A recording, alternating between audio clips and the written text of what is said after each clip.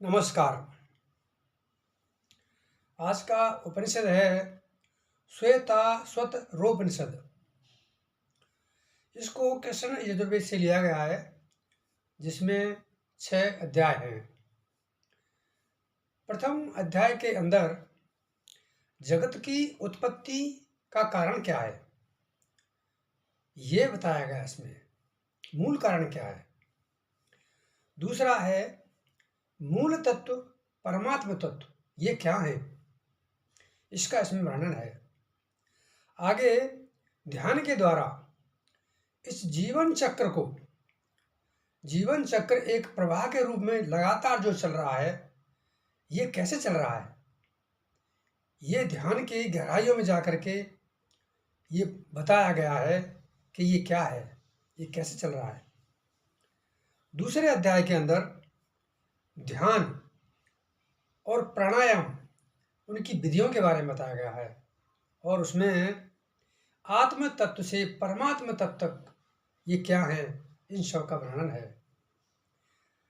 तीसरे और चौथे अध्याय के अंदर जगत की उत्पत्ति, स्थिति और संचालन, इसके बारे में बताया गया है।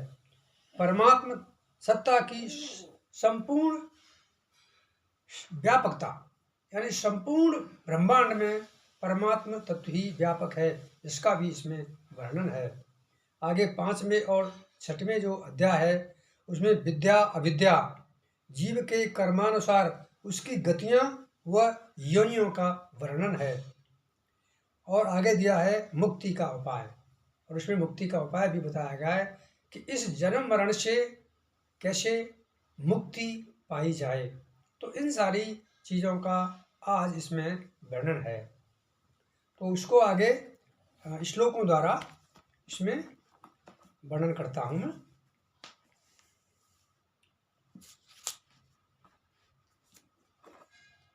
प्रथम अध्याय के अंदर ब्रह्मवेत्ता ऋषि कहते हैं, इस जगत का मूल कारण ब्रह्म किस रूप में है, हम किससे उत्पन्न हुए हैं, हम किससे जीवित रहते हैं, हम कहाँ प्रतिष्ठित हैं। हे ब्रह्म ऋषियों, हम किसकी प्रेरणा से सुख दुख का अनुभव करते हुए संसार चक्र व्यवस्था में भ्रमण करते हैं, ये प्रश्न पूछा है। आगे है काल स्वभाव सुनिश्चित कर्म फल व्यवस्था, आकस्मिक घटना, पंच महाभूत और जीवात्मा, ये इस जगत के कारणभूत तत्व हैं या नहीं, इन पर सदैव विचार करना चाहिए। इन सब का समुदाय भी इस जगत का कारण नहीं हो सकता, क्योंकि ये आत्मा के अधीन है। आत्मा भी कारण नहीं, क्योंकि यह सुख दुख के कारणभूत कर्म फल व्यवस्था के अधीन है।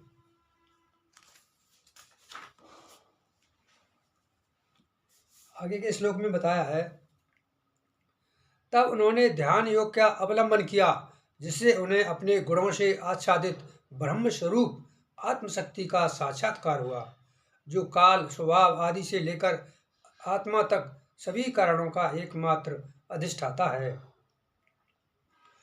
यहाँ विश्व व्यवस्था को एक चक्र यानी पहिए के रूप में वर्णित किया जाता है।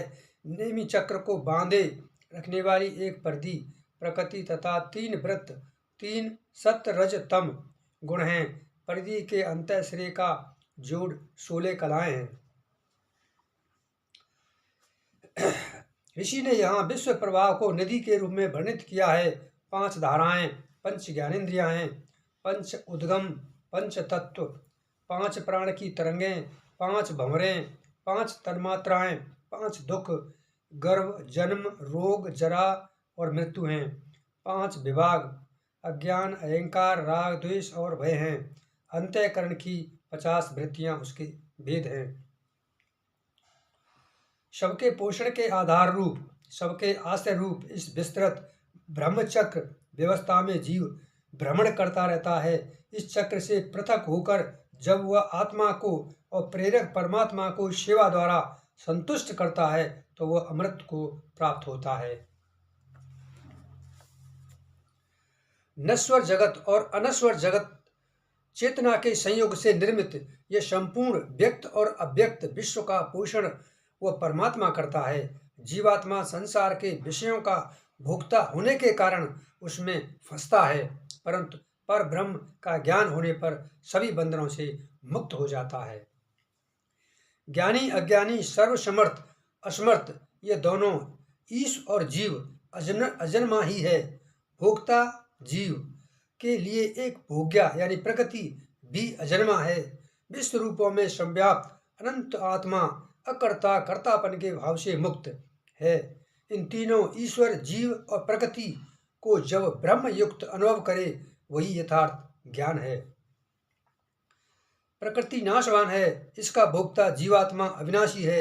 एक ही परमात्मा इसे अपने नियंत्रण में रखता है। उस एक परमात्मा का ध्यान करने से, चिंतन करने से, उसके तत्व की भावना करने से अंत में विश्व रूप माया से निवृत्ति होती है और आगे उसी परमात्म तत्व की प्राप्ति होती है। उस परमात्मा को जान लेने पर संपूर्ण बंधनों से मुक्ति मिलती है तथा संपूर्ण क्लेश क्षीण होकर जन्म मृत्यु के चक्र से मुक्ति मिल जाती है।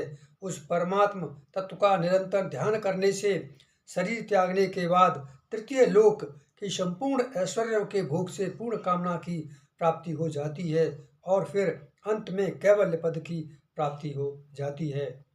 अपने भीतर अधिष्ठित इस परमात्म तत्व को जानना ही चाहिए, क्योंकि इससे श्रेष्ठ जानने योग्य तत्व दूसरा कुछ नहीं है। भोक्ता यानी जीवात्मा, भोग्य यानी जड़ और प्रकृति, और परमात्मा, इन तीनों को जो मनुष्य जान लेता है वह सब कुछ जान लेता है। इन तीनों भेदों में वर्णित ये तत्व वस्तुतः एक ही ब्रह्म के रूप हैं।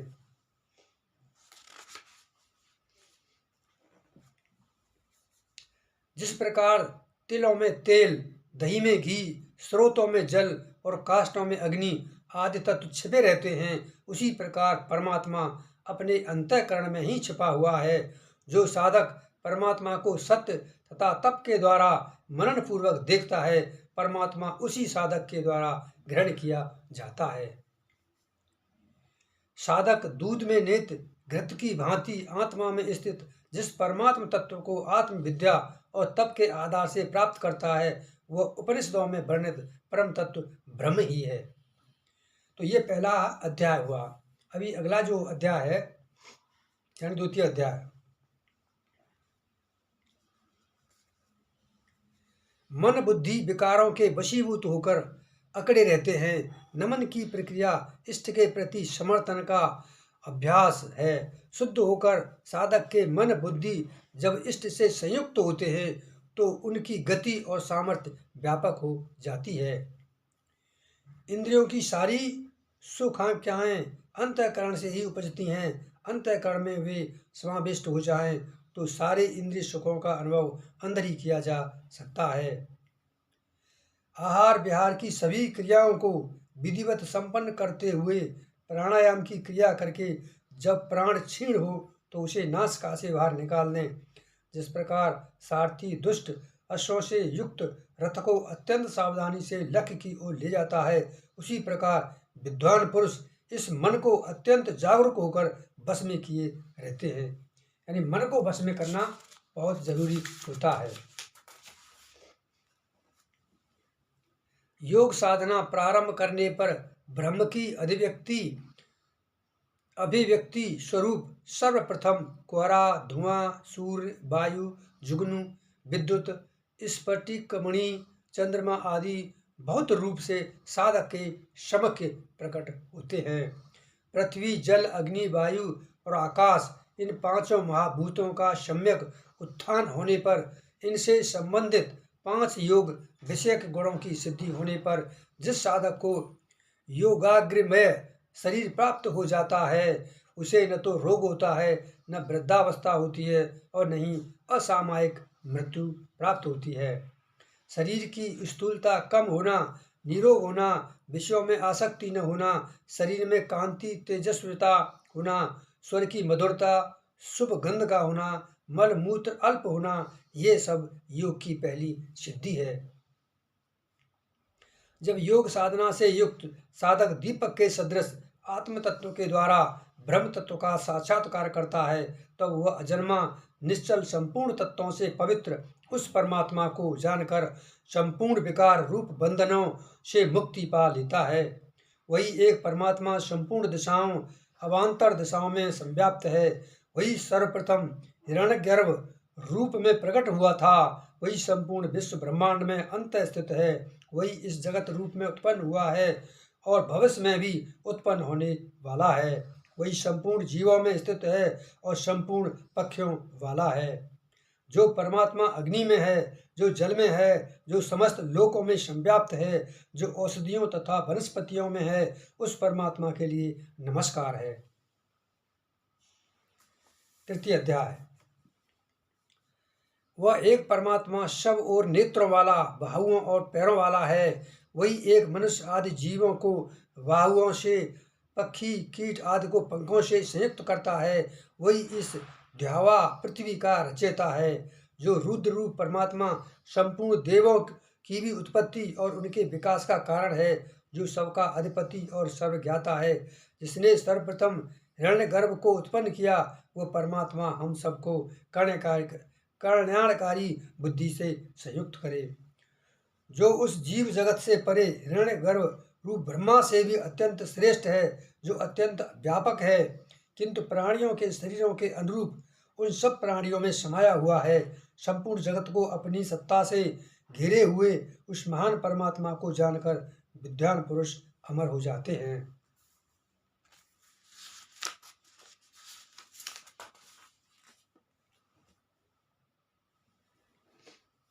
जिससे श्रेष्ठ दूसरा कुछ भी नहीं, जिससे कोई भी न तो सूक्ष्म है और नहीं बड़ा, जो अकेला ही वृक्ष की भांति निश्चल आकाश में स्थित है, उस परम पुरुष से ही यह संपूर्ण विश्व संव्याप्त है।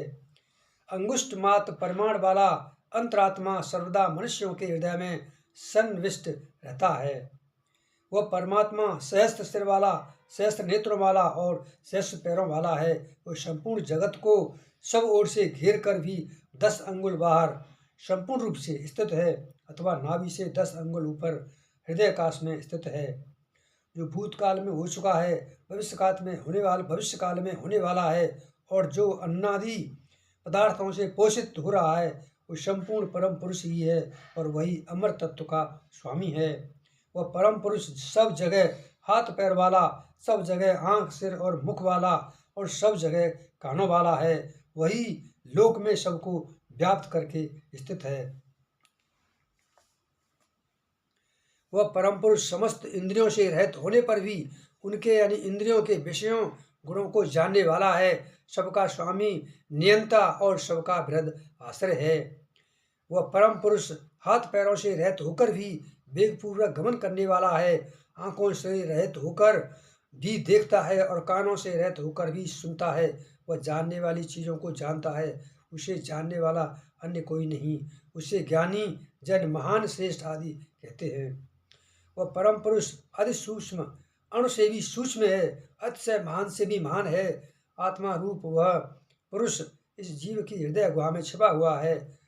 उस विषय भोग के संकल्पों से रहित परमात्मा को जो विधाता की कृपा से देख लेता है, वह सभी संतापों से मुक्त हो जाता है।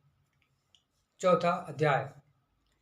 जो सृष्टि के आरंभ में अकेले ही वर्ण रूप रंग से रहित होकर और बिना किसी प्रयोजन के अपनी विविध शक्तियों के प्रयोग द्वारा अनेक रूप धारण कर लेता है और अंत में संपूर्ण विश्व अपने में ही विलीन कर लेता है, वह परमात्मा हम सबको शुद्ध बुद्धि से संयुक्त करे। वही परमात्मा अग्नि है, वही सूर्य है, वायु तथा चंद्रमा है, वही शुक्र, तेजस्वी नक्षत्र आदि हैं, वही ब्रह्म, वही आप और वही प्रजापति है।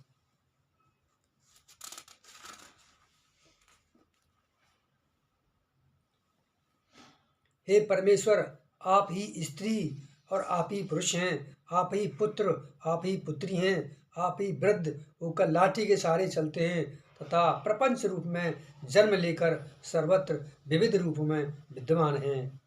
सदा संयुक्त रहकर मैत्री भाव से एक साथ रहने वाले दो पक्षी, जीवात्मा और परमात्मा, एक ही वृक्ष यानी शरीर का आश्रय लिए हुए रहते हैं। उनमें से एक जीवात्मा तो उस वृक्ष के फलों यानी कर्म फलों को स्वाद लेकर खाता है, किंतु दूसरा यानी परमात्मा उनका उपभोग न करता हुआ अकेला देखता रहता है।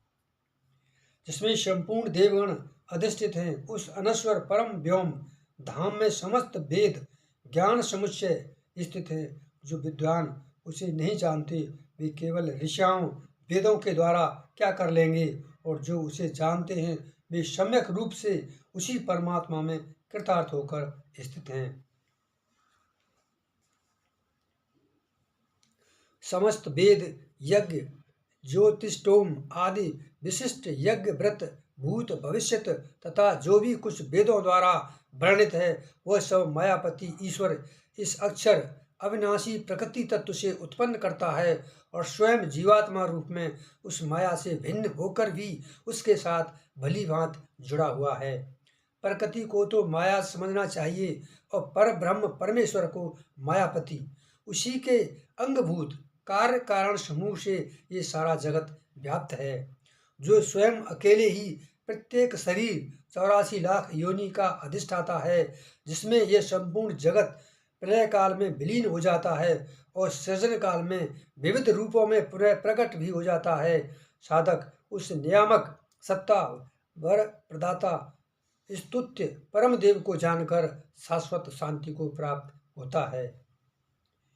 वही प्रत्येक काल में समस्त लोकों ब्रह्मांड का रक्षक, संपूर्ण जगत का स्वामी और सभी प्राणियों में स्थित है, जिसमें ब्रह्मा ऋषिगण देवगण भी ध्यान द्वारा तल्लीन रहते हैं।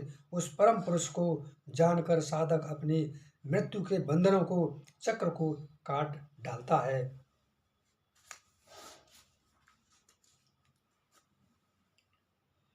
इस परमात्मा का कोई रूप दृष्टि के सामने नहीं ठहर पाता, उसे कोई इन आँखों से नहीं देख सकता।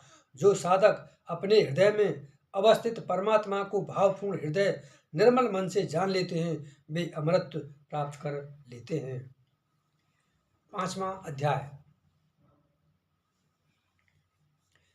कार्य ब्रह्म से भी उत्कृष्ट वो अनंत सत्ता अविनाशी है, जिसमें विद्या अविद्या दोनों नेत हैं और जो प्राणियों की हृदय गुहा में नेत है।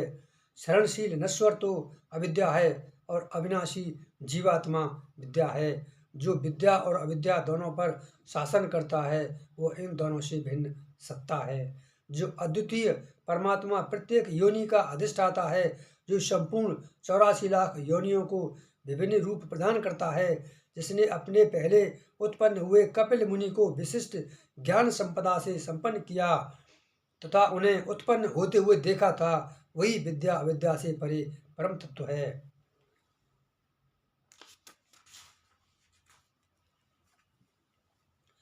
जो गुणों से युक्त फल प्राप्ति के उद्देश्य से कर्म करने वाला और अपने किए हुए कर्म के फल का उपभोग करने वाला जीवात्मा है, वो विभिन्न रूपों को धारण करता हुआ 3 गुणों सत्य रज तम से युक्त होकर 3 मार्गों देवयान पितृयान लौकिक योनियों या धर्म अधर्म तथा ज्ञान मार्ग से गमन करता है।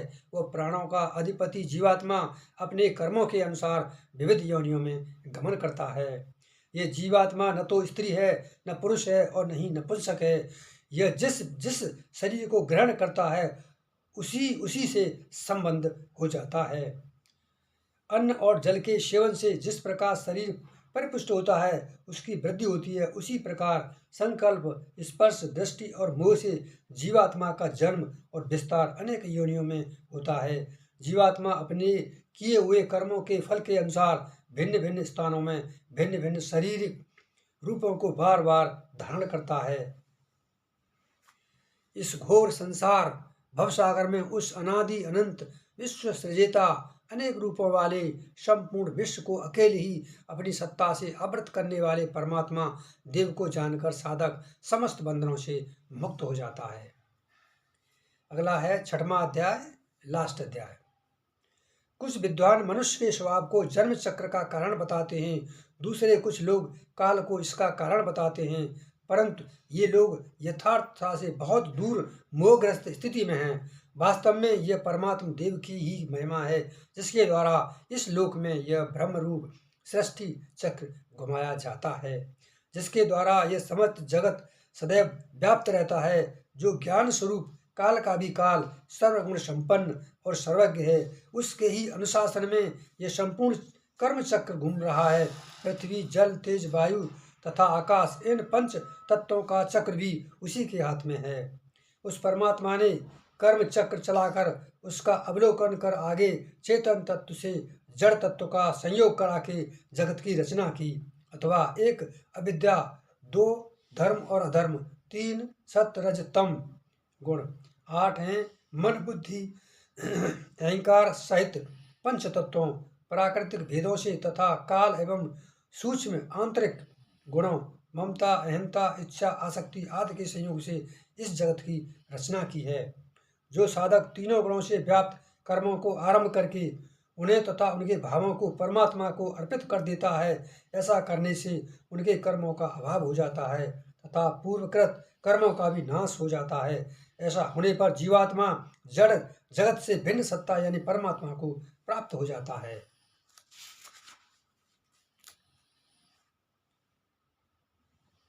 इस जगत में कोई उसका स्वामी नहीं है, उसका कोई शासक नहीं है एवं उसका कोई लिंग, स्त्री, पुरुष या नपुंसक भी नहीं है। वो सबका कारण है और इंद्रियों के अधिष्ठाता जीवों का अधिपति है। उसका न कोई उत्पत्ति करता है और न ही कोई अधिपति है। तंतुओं द्वारा मकड़ी के समान उस एक परमदेव परमात्मा ने स्वयं ही अपनी प्रधान शक्ति यानी प्रकृति से उत्पन्न अनंत कार्यों से अपने को आवृत कर लिया है। वो परमात्मा हमें अपने ब्रह्म स्वरूप से एकत्व प्रदान करे। संपूर्ण प्राणियों में वह एक देव परमात्मा स्थित है। वह सर्वव्यापक, संपूर्ण प्राणियों की अंतरात्मा, सबके कर्मों का अधीश्वर, सब प्राणियों में बसा हुआ, सबके अंदर विद्यमान, सबका साक्षी, पूर्ण चैतन्य, विशुद्ध स्वरूप, निर्गुण रूप है। जो अद्वितीय परमात्मा सबका अधीश्वर है, जो बहुत से निष्क्रिय जीवों के एक बीज को अनेक रूपों में परिणत कर देता है, उस हृदय गुहा में अवस्थित परमेश्वर को जो धीर पुरुष अनुभूतिजन्य दृष्टि से देखते हैं, उन्हीं को शाश्वत सुख प्राप्त होता है, दूसरों को नहीं। जो परमेश्वर नित्यों में नित्य, चेतनों में चेतन और एक अकेला ही संपूर्ण प्राणियों को उनके कर्मों का भोग प्रदान करता है, उस सांख्य एवं योग, ज्ञान योग एवं कर्म योग द्वारा अनुभूतिगम्य सबके कारण रूप देव परमात्मा को जो साधक जान लेता है, वो संपूर्ण बंधनों से मुक्त हो जाता है। इस लोक के मध्य में एक ही हंस यानी परमात्मा है। वह जल में सन्निहित अग्नि के समान अगोचर है। उसे जानकर साधक मृत्यु बंधनों को पार कर जाता है। इससे मोक्ष प्राप्ति का दूसरा मार्ग नहीं है।